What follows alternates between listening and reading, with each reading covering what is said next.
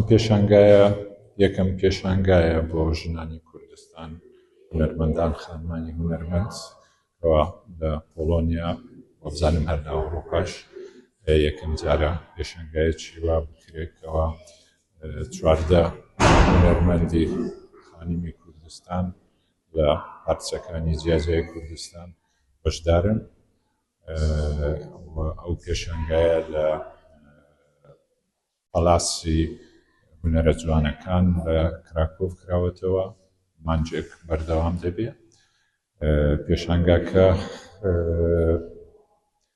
کارەکانی بەو جۆرە هەڵبژێردراوە کەوا دەربڕینێکی فراوانی کێشە و ئاستی کۆمەڵایەتی و خۆگری ژنی کورد پێشان بدا لە کاتی شەڕ، لە کاتی کێشەکانی کۆمەڵایەتی، هەروەها تێکۆشانی خانمان بۆ یەکسانی و مافی ژن لە کوردستان و بەگشتی لە ڕۆژهەڵاتی ناوەڕاست.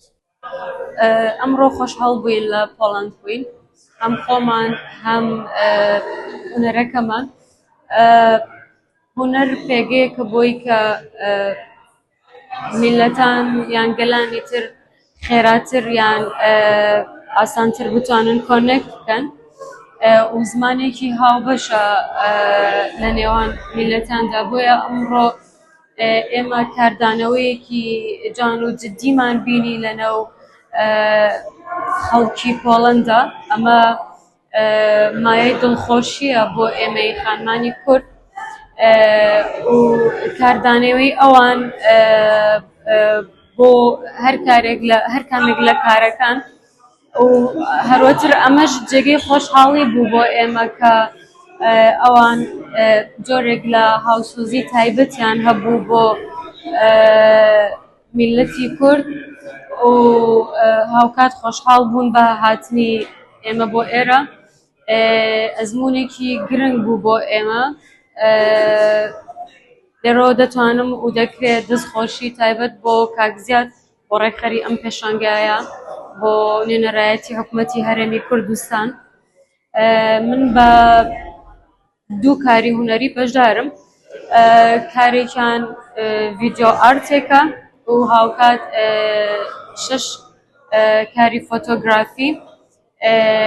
هەرێکێک لە کارەکان دۆخێکی زاتی و سایکۆلۆژی یان دەربڕی دۆخێکی زاتی ئینسانی ئێمەن، بەتایبەتر لە هەر کاتێک زیاتر ئینسانی ئەو سەردەمەیە. ئومید دەکەم کە ئەم جۆرە کارانە زیاتر بێ و زیاتر دەنگی و هونەری خانمانی کورد بگاتە هەموو سوچێکی ئەم دنیاە. ئەمڕۆ لە گەلەری پالاس ئۆف ئارت لە کراکۆڤی پایتەختی پۆڵەندا بەشداریم لە پێشانگای ئیگۆسەم کردووە بەواتای من هەم خۆم بە خۆشحاڵە بینم کە دەگەڵ کومەک ژنên هونەرمەندên کوردستانی لێرە ئەز پشک دارم.